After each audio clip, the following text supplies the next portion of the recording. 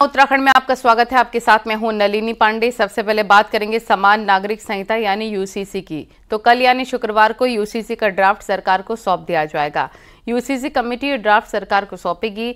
वहीं यूसीसी को लेकर पुलिस प्रशासन भी अलर्ट है और खुफिया विभाग की हर वर्ग पर पैनी नजर है। इसके साथ ही सोशल मीडिया पर भी मॉनिटरिंग हो रही है।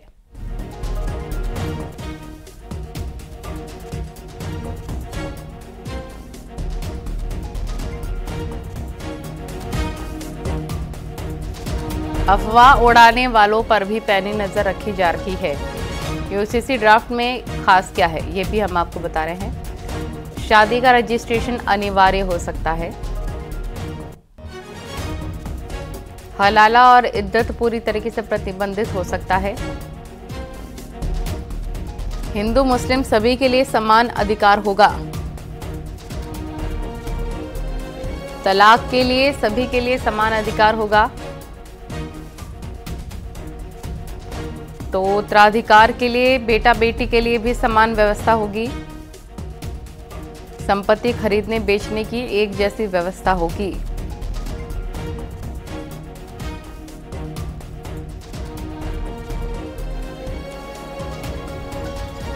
चमोली जिले में जमकर बर्फबारी हो रही है। पहाड़ की चोटियां बर्फ से ढक चुकी हैं। वहीं निचले इलाकों में बारिश हो रही है। बारिश और बर्फबारी से जहां ठंड में इजाफा हुआ है, दूसरी ओर बर्फबारी से किसानों के चेहरे खिल गए हैं, क्योंकि लंबे समय से बारिश नहीं होने से फसलों को भारी नुकसान हो रहा था। पहाड़ों में काफी समय के बाद मौसम बदला है, बर्फबारी हो रही है। तो कहीं ना कहीं ये बर्फबारी पर्यटक के लिहाज से भी पहाड़वासियों के लिए किसी शुभ संकेत से कम नहीं है, तो किसानों के लिए भी बड़ी राहत है। आप देखिए मेरे पीछे की ये तस्वीर है, ये चमोली जनपद के ऊंचाई वाले इलाकों की तस्वीर है, जहां पे अभी निरंतर बर्फबारी हो रही है। आप देखिए पेड़ पौधे किस तरीके से अब सफेद बर्फ की चादर से ढक चुके हैं, और जो बागवानी करने वाले किसान हैं उससे उन लोगों को भी इससे कहीं ना कहीं बहुत ज्यादा फायदा होता है। और जो पहाड़ इस समय 2 दिन पहले रूखे दिखाई दे रहे थे, सूखे दिखाई दे रहे थे, वो इस समय बर्फ की सफेद चादर से ढक चुके हैं। घर मकान पूरी तरीके से बर्फ के आगोश में है।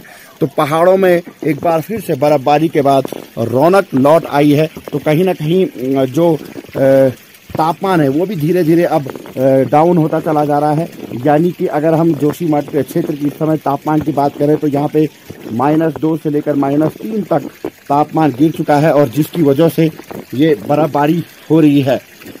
उम्मीद है कि आने वाले कुछ दिनों में इसी तरीके का मौसम बना रहेगा, ताकि जो किसान हैं उनको कहीं ना कहीं राहत मिलेगी खेती करने में भी और बागवानी करने में भी। इसके अलावा अगर हम बात करें तो जो पर्यटक से जुड़े हुए लोग हैं, जो स्कीइंग का कोर्स करवाते हैं, जो ट्रैकिंग करते हैं, उनको भी इस बर्फबारी से काफी उम्मीद है। और अब आने वाले कुछ दिनों में पहाड़ों में इसी तरीके की बर्फबारी देखी जाएगी। उत्तरकाशी के निचले क्षेत्र में रुक रुक कर हल्की बारिश जारी है। तो ऊंचाई वाले क्षेत्रों में लगातार बर्फबारी से बर्फ की सफेद चादर बिछ गई है। पूरी गंगोत्री घाटी बर्फ से सफेद नजर आ रही है। गंगोत्री, यमुनोत्री धाम समेत मुखबा, हर्षिल, चौरंगी, सांकरी की ऊंचाई वाले क्षेत्रों में जमकर बर्फबारी हो रही है। गंगोत्री हाईवे पर बर्फ की मोटी चादर बिछ गई है। बर्फबारी ने किसानों और पर्यटकों के चेहरे को खिला कर रख दिया है। बारिश के कारण वातावरण में धुंध भी छट गई है, जिससे आम लोगों ने राहत की सांस ली। सभी इस मौसम का स्वागत करते दिख रहे हैं।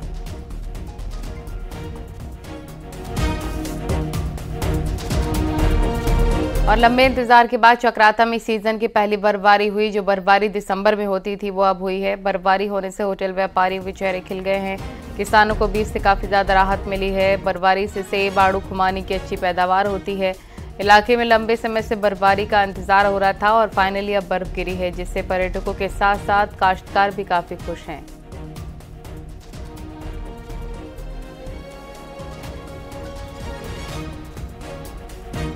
बाबा केदार की धाम में भी जमकर बर्फबारी हो रही है। हालांकि इस साल केदारनाथ धाम बेहद कम बर्फबारी हुई। पिछले साल धाम में इन दिनों 8 फीट तक बर्फबारी हो चुकी थी और बर्फबारी के बाद पूरा धाम सफेद चादर में लिपटा नजर आया। वहीं बर्फबारी होने के बाद केदारनाथ धाम में कड़ाके की ठंड पड़ने लग गई है।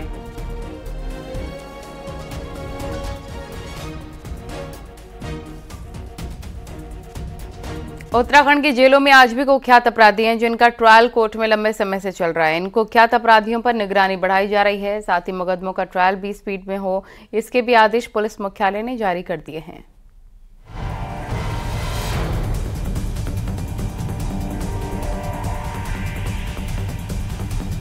उत्तराखंड की जेलों में आज भी कई ऐसे कुख्यात अपराधी लंबे समय से बैठे हैं जो जेलों से भी अपना गैंग ऑपरेट करते हैं, जिनमें गैंगस्टर सुनील राठी, चीनू पंडित, मनप्रीत, परवीन वाल्मीकि, सुशील चौधरी, अमित भूरा, लक्कड़ पाला जैसे कुख्यात अपराधी हैं,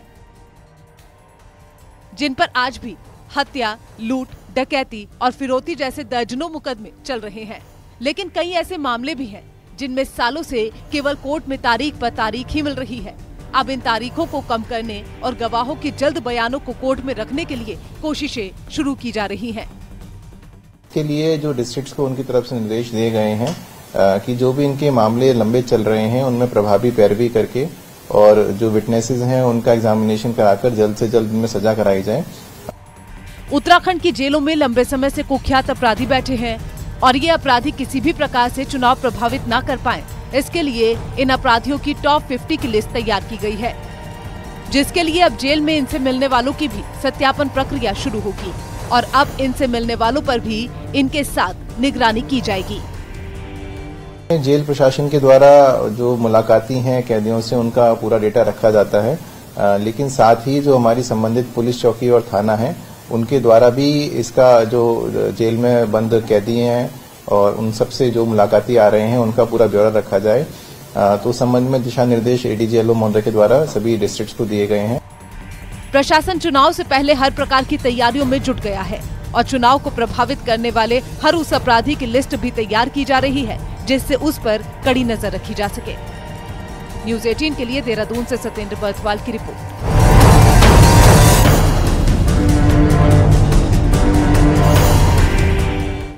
उत्तरकाशी के पुरोला ब्लॉक के गोंडा गांव में रात 2 मंजिला मकान में आग लग गई और घर के लोगों ने भागकर अपनी जान बचाई। वहीं आग की सूचना पर पुरोला पुलिस और महिला फायर की टीम मौके पर पहुंची।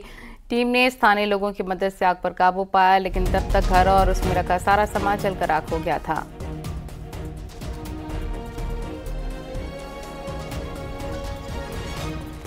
ऋषिकेश से खबर, यहां पर डोईवाला के बुलावला में कार हादसा हो गया। बेकाबू कार सड़क पर पलटी, कार सवार 2 लोगों की मौके पर मौत। कार हादसे में 5 लोग घायल हुए, सभी घायल अस्पताल में भर्ती।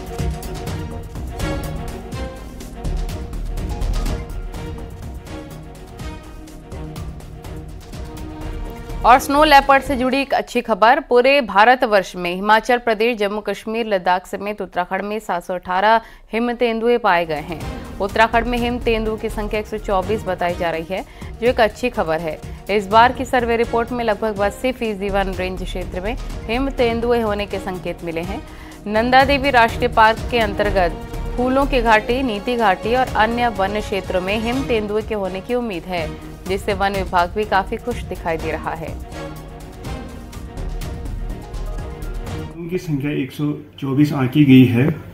इस वन विभाग के अंतर्गत Nanda Devi national park, valley of flower national park तथा प्रभाग के अन्य वन क्षेत्रों में हिम तेंदुआ की उपस्थिति दर्ज हुई है।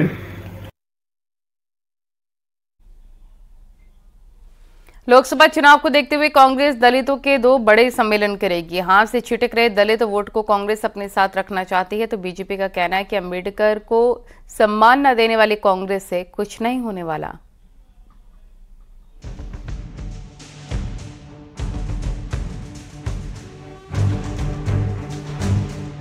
उत्तराखंड में भले ही ब्राह्मण ठाकुर जाति का वोट बैंक बड़ा हो, लेकिन 19% दलित वोट बैंक को भी पार्टियां हल्के में नहीं लेना चाहती।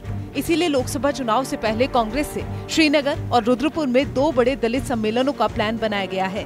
कांग्रेस इस बहाने हाथ छोड़ रहे दलितों को साधना चाहती है। भाजपा को इस बात का जवाब देना चाहिए कि राष्ट्रीय स्तर पर भी जवाब देना चाहिए क्या उन्होंने दलितों के लिए किया, और राज्य में भी देना चाहिए।